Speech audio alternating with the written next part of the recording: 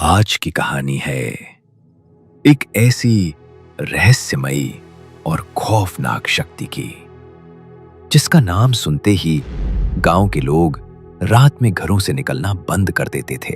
कहा जाता है कि घने जंगलों में पुराने पेड़ों के बीच एक ऐसी आत्मा रहती है जो जवान लड़कों को अपने जाल में फंसाकर उन्हें हमेशा के लिए गायब कर देती है। उसे लोग कहते थे यक्षिणी।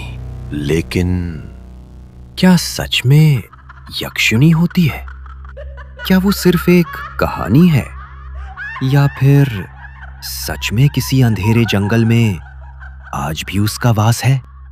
आज की कहानी है अनूप और उसके 3 दोस्तों की, जिन्होंने मजाक मजाक में एक ऐसी गलती कर दी जिसे उस वक्त तो उन्होंने सिर्फ एडवेंचर समझा था, लेकिन उन्हें जरा भी अंदाजा नहीं था कि वही छोटी सी गलती उनकी जिंदगी का सबसे बड़ा अभिशाप बन जाएगी। उस एक रात ने ना सिर्फ उनकी दोस्ती बल्कि उनकी पूरी जिंदगी हमेशा के लिए बदल दी। और आखिर में उस गलती की कीमत उन सबको अपने होश और अपने अस्तित्व तक से चुकानी पड़ी। अनूप उड़ीसा में रहने वाला एक लड़का था। उसके 3 सबसे करीबी दोस्त थे, शमित, अमित और निखिल। चारों जिगरी दोस्त थे जो हर वक्त साथ रहते, साथ घूमते और हर काम मिलकर करते थे। कॉलेज खत्म हो चुका था और अब सब अपनी अपनी नौकरी ढूंढ रहे थे, लेकिन उन्हें पता था कि नौकरी लगने के बाद शायद वो सब अलग हो जाएंगे। इसीलिए अनूप ने एक प्लान बनाया। भाई, नौकरी वोकरी लगने से पहले कहीं ट्रिप पर चलते हैं। कहाँ? मेरे गांव चलो, उड़ीसा। वहां के घने जंगल, शांत माहौल और प्रकृति की खूबसूरती देखकर दिल खुश हो जाएगा। शहर की भागदौड़ से दूर ऐसी वाइब मिलेगी कि पूरा ट्रिप यादगार बन जाएगा। भाई सच बताऊं तो मैंने आज तक कभी असली गांव वाली लाइफ एक्सपीरियंस ही नहीं की। न खेत देखे, न जंगल, न वो शांत माहौल। मैं तो पक्का चल रहा हूं। थोड़ा एडवेंचर भी हो जाएगा और मजा भी आएगा। और अगर वहां भूत प्रेत मिले तो तुझे वही छोड़ दूंगा। अगले दिन चारों दोस्त ट्रेन से उड़ीसा के लिए निकल पड़े। पूरे सफर में मस्ती, गाने और मजाक चलता रहा, जिससे उनका सफर और भी यादगार बन गया। जब चारों दोस्त अनूप के गांव पहुंचे तो वहां का नजारा देखकर सब हैरान रह गए।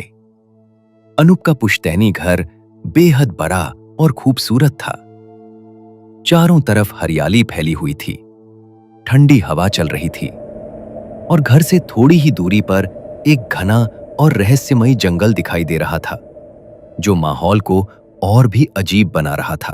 भाई, तेरा घर तो बहुत बड़ा और शानदार है। तूने तो कभी बताया ही नहीं कि तू इतना बड़ा खानदानी लखपति है। यहाँ का माहौल देखकर लग ही नहीं रहा कि हम किसी गांव में आए हैं। अरे नहीं भाई, ये मेरे चाचा का घर है। हम लोग तो बस कभी कभार छुट्टियों में यहाँ आते हैं। बचपन में काफ़ी वक्त बिताया है यहाँ, लेकिन शहर की भागदौड़ में अब गांव आना बहुत कम हो गया है। तभी वहां गांव के चरण अंकल आते हैं। अनूप को देखते ही वो मुस्कुराते हुए कहते हैं, अरे तू तो रमेश का लड़का है ना? कैसे हो बेटा? और तुम्हारे पापा कैसे हैं? बहुत साल हो गए तुम लोगों को गांव आए हुए। अब तो बिल्कुल ही आना बंद कर दिया है। हाँ अंकल, पापा काम में बहुत बिजी रहते हैं, इसलिए गांव आना अब काफ़ी कम हो गया है। इतना कहकर चारों दोस्त हवेली के अंदर चले जाते हैं। पूरे दिन गांव में घूमने, मस्ती करने और पुराने किस्से सुनने में निकल जाता है। लेकिन जैसे जैसे रात गहराने लगी, उनके अंदर एडवेंचर का उत्साह और बढ़ने लगा। रात होते ही चारों दोस्त बाइक लेकर घनी जंगल की तरफ निकल पड़े, बिना ये जाने कि वही रात उनकी जिंदगी की सबसे खौफनाक रात बनने वाली थी।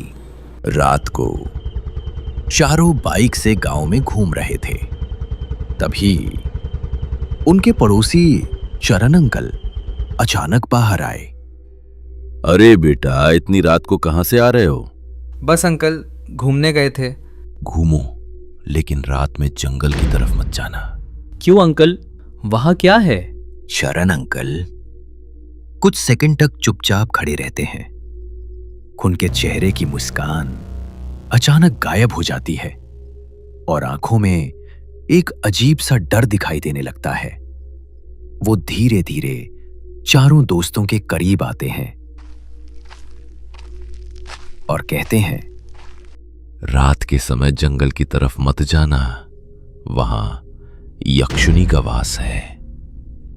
चरण अंकल की बात सुनते ही चारों दोस्त एक दूसरे की तरफ देखने लगे। माहौल अचानक थोड़ा गंभीर हो चुका था और अब सबके मन में सिर्फ एक ही सवाल घूम रहा था। यक्षिनी? वो क्या होती हैं? वो एक बेहद खूबसूरत पिशाचिनी है जो जवान लड़कों को अपनी सुंदरता और मीठी बातों से अपने जाल में फंसा लेती है। पहले वो उन्हें अपने वश में करती है, उनका दिमाग और सोच अपने काबू में कर लेती है और फिर उनका खून पीकर उन्हें हमेशा के लिए खत्म कर देती है। तभी अचानक वहां तेज ठंडी हवा चलने लगी। पेड़ों की शाखाएं जोर जोर से हिलने लगीं और माहौल में एक अजीब सा डर फैल गया। चरण अंकल ने बताया कि उस जंगल से कई जवान लड़के रहस्यमयी तरीके से गायब हो चुके थे। यक्षिणी पहले अपनी खूबसूरती और मीठी बातों से उन्हें अपनी तरफ आकर्षित करती, फिर उन्हें अपने करीब बुलाकर संभोग के बहाने अपनी जाल में फंसा लेती और जैसे ही कोई पूरी तरह उसके वश में आ जाता, वो उसे बेरहमी से नोच नोच कर उसका खून पी जाती थी। लेकिन उन चारों नरकों को चरण अंकल की बातों में डर कम और रोमांच ज्यादा महसूस हो रहा था। उन्हें लग रहा था कि शायद गांव वाले सिर्फ डराने के लिए ऐसी कहानियां बनाते हैं। उनके मन में अब डर नहीं, बल्कि उस रहस्यमयी यक्षिणी को देखने की उत्सुकता बढ़ने लगी थी। रात के करीब 2 बजे अनूप और शमित गहरी नींद में सो चुके थे, लेकिन अमित और निखिल की आंखों से नींद गायब थी। उनके दिमाग में बार बार सिर्फ यक्षिणी और जंगल वाली बातें घूम रही थीं। तभी कमरे के सन्नाटे में अमित धीरे से निखिल के कान के पास फुसफुसाते हुए कहता है, भाई सोच, अगर सच में कोई ऐसी खूबसूरत लड़की मिल गई तो? चलना देख कर आते हैं, ज्यादा से ज्यादा क्या होगा। दोनों चुपके से बाइक लेकर जंगल की तरफ निकल पड़े। घना जंगल, गहरा अंधेरा और चारों तरफ से आती अजीब आवाजें। माहौल बेहद डरावना था, लेकिन अमित और निखिल पर यक्षिणी को देखने का जुनून सवार था। चरण अंकल से उसकी खूबसूरती के बारे में सुनकर वो दोनों मानो उसके ख्यालों में खो चुके थे। उनके अंदर का डर अब धीरे धीरे उत्सुकता और नशे जैसी दीवानगी में बदलता जा रहा था। तभी अचानक अमित जंगल के बीच जोर से चिल्लाते हुए कहता है, अरे यक्षिणी, कहाँ है तू? आ जा, डरते नहीं हैं हम। दोनों जंगल के बीच खड़े होकर जोर जोर से यक्षिणी को आवाजें लगाने लगे। कभी हंसते, कभी उसका मजाक उड़ाते, तो कभी उसे सामने आने की चुनौती देते। उनकी आवाजें घने जंगल में गूंज रही थीं, मानो वो किसी अनदेखी और खतरनाक शक्ति को खुद अपने पास बुला रहे हों। लो, अब तो इनवाइट भी दे दिया।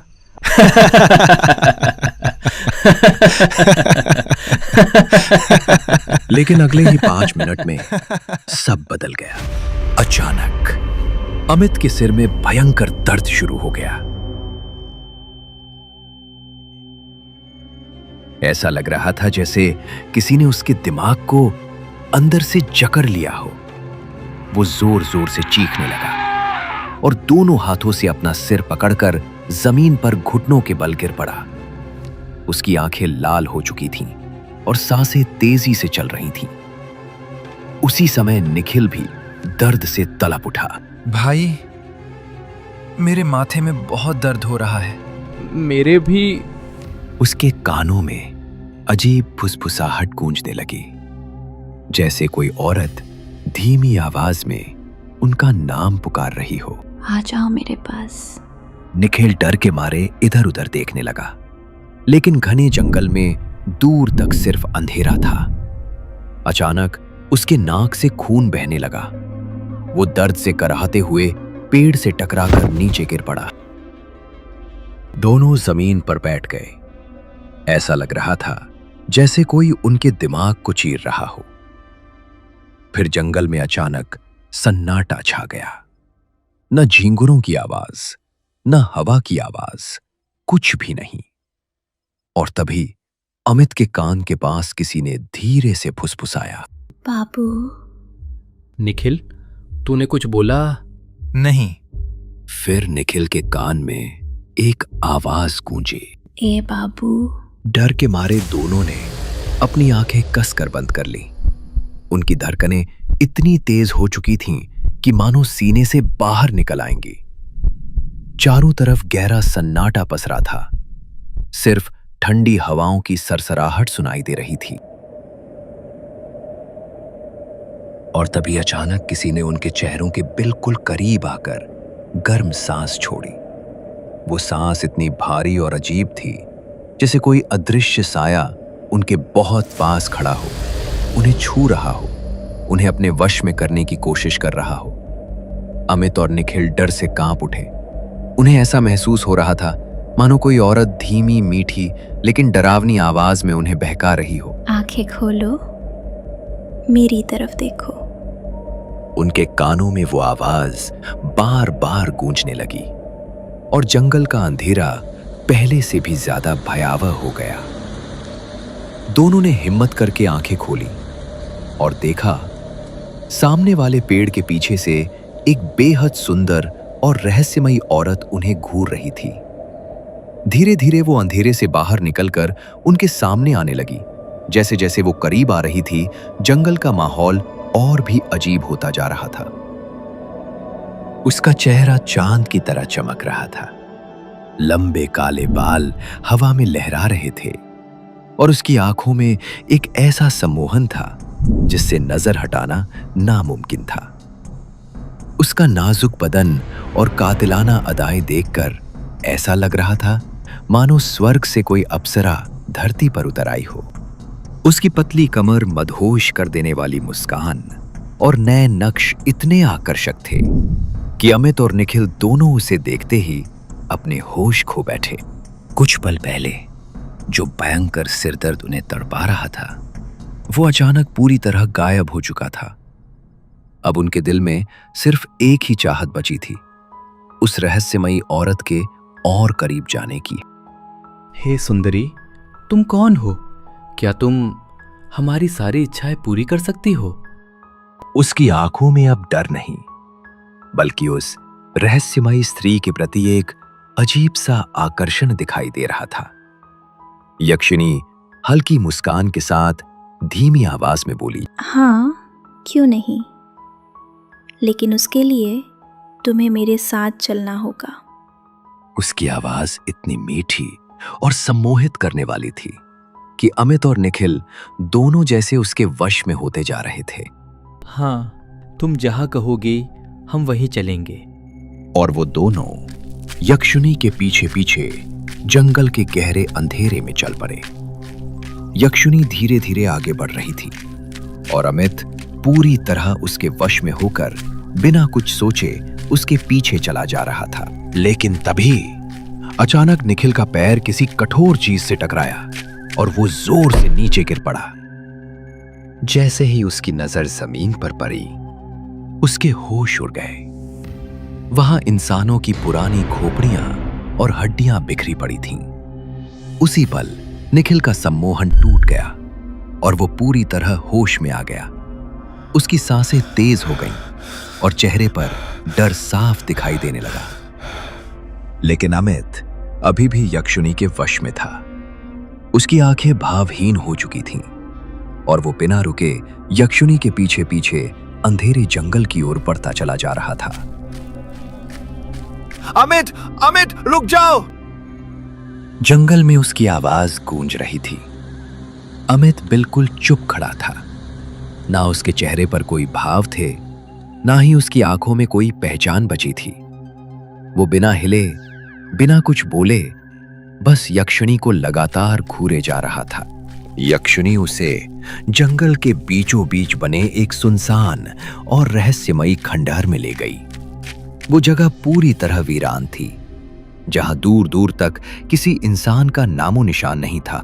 उसके लंबे काले बाल, लाल साड़ी, बड़ी बड़ी आंखें और अलौकिक खूबसूरती ऐसी थी कि अमित पूरी तरह मंत्रमुग्ध हो गया और कुछ भी समझ नहीं पा रहा था। निखिल भी डरते डरते और छिपते हुए चुपचाप उनके पीछे पीछे जाने लगा। वो हर कदम बहुत सावधानी से रख रहा था ताकि यक्षिणी को उसकी मौजूदगी का एहसास न हो, क्योंकि अब उसे एहसास हो चुका था कि अमित किसी भयानक खतरे में फंस चुका है। वो धीरे धीरे अमित के करीब आई,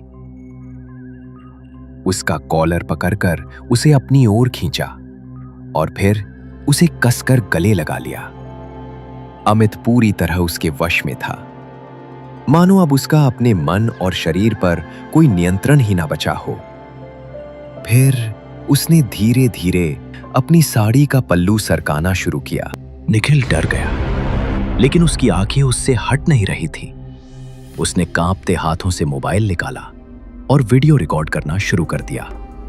यक्षिणी ने अमित के कपड़े उतारे, उसे जमीन पर लिटाया और उसके साथ अंतरंग होने लगे। लेकिन अगले ही पल सब कुछ बदल गया। उसने अमित का चेहरा अपने हाथों में थाम लिया और उसे चूमना शुरू कर दिया। लेकिन अचानक उसने अपने नुकीले दांतों से अमित के होंठ नोच डाले। हे भगवान! फिर उसने उसकी नाक चबा डाली। अमित दर्द में था, लेकिन फिर भी मुस्कुरा रहा था, क्योंकि वो पूरी तरह उसके वश में था। डर के मारे निखिल ने एक पत्थर उठाया और यक्षिणी पर फेंक दिया। यक्षिणी ने धीरे धीरे अपनी गर्दन 180 डिग्री घुमाई और सीधा निखिल की तरफ देखा। अब उसका असली चेहरा सामने था। विशाल आंखें, पूरे चेहरे पर खून और मुंह में अमित के होंठ। वो मुस्कुरा रही थी। निखिल चीख पड़ा और जंगल से भाग गया।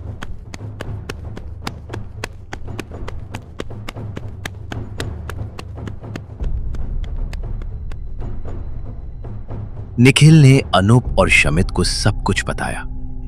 पहले उन्हें विश्वास नहीं हुआ, लेकिन जब वो सुबह जंगल पहुंचे तो अमित गायब था। सिर्फ उसके कपड़े पड़े थे। डर के मारे तीनों जंगल में तेजी से भाग रहे थे। भागते भागते अचानक उन्हें रास्ते में एक रहस्यमयी बाबा दिखाई दिए। वो सफेद कपड़ों में शांत मुद्रा में खड़े थे और उनकी आंखों में एक अजीब सा तेज चमक रहा था। घने अंधेरे और डरावने माहौल के बीच उनका वहां अचानक दिखाई देना किसी चमत्कार से कम नहीं लग रहा था। बाबा, कृपया हमारे दोस्त को बचा लीजिए। वो औरत कोई इंसान नहीं है, वो उसे मार डालेगी। कौन मार डालेगी बच्चा? आखिर जंगल में तुम लोगों ने ऐसा क्या देख लिया है? वो यक्षिणी हमारे दोस्त को अपने साथ ले गई है। अगर हमने उसे नहीं रोका तो वो उसे जिंदा नहीं छोड़ेगी। तुमने बहुत गलत जगह पंगा लिया है बच्चा। जिस शक्ति को तुम लोग मजाक समझ रहे थे वो इंसान की जान तक ले सकती है। बाबा, हमारे दोस्त को बचा लो। अगर उसे बचाना है तो रात में जंगल में एक काला मंदिर दिखाई देगा, वहीं यक्षिणी का वास है। और निखिल? वो अब उसके असर में आ चुका है। बाबा ने अपनी थैली से थोड़ा सा पवित्र सिंदूर निकाला और उनके हाथ में देते हुए गंभीर स्वर में कहा, इसे हमेशा अपने पास रखना। यक्षिणी इस सिंदूर की शक्ति से डरती है। अगर वो तुम्हारे करीब आए तो बिना डरे इसे उसकी तरफ फेंक देना। बाबा की बातें सुनकर तीनों के दिल में थोड़ी हिम्मत तो आई, लेकिन डर अब भी उनके चेहरों पर साफ दिखाई दे रहा था। उस रात तीनों एक बार फिर उसी डरावने जंगल की ओर निकल पड़े। चारों तरफ गहरा सन्नाटा था। ठंडी हवाएं पेड़ों को हिला रही थीं और हर कदम के साथ ऐसा महसूस हो रहा था मानो कोई अंधेरे से उन्हें देख रहा हो। लेकिन इस बार उन्हें सच में वो काला मंदिर दिखाई दे गया। वो मंदिर पूरी तरह टूटा फूटा और भयावह था। मंदिर के अंदर दीवारों पर अजीब आकृतियां बनी थीं, सैकड़ों मर्दों की आकृतियां, और बीच में सबसे बड़ी आकृति थी यक्षिणी की। ये यक्षिणी है। अनूप और शामित डर से उस भयानक मूर्ति की तरफ लगातार देखे जा रहे थे। और तभी निखिल को अचानक बाबा की बात याद आई। उसने तुरंत अपनी जेब से सिंदूर निकाला और पूरी ताकत से यक्षिणी की आकृति की तरफ फेंक दिया। पूरे मंदिर में औरत की जोरदार हंसी गूंज उठी।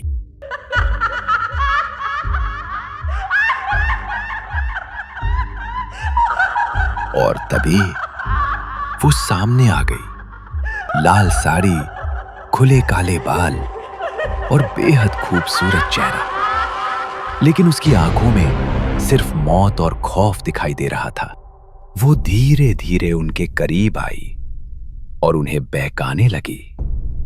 अनूप ने किसी तरह अपनी नजरें नीचे कर ली, लेकिन शमित और निखिल पूरी तरह उसके वश में जा चुके थे।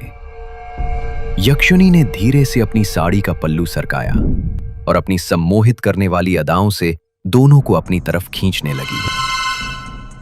शमित, निखिल, भागो वहां से।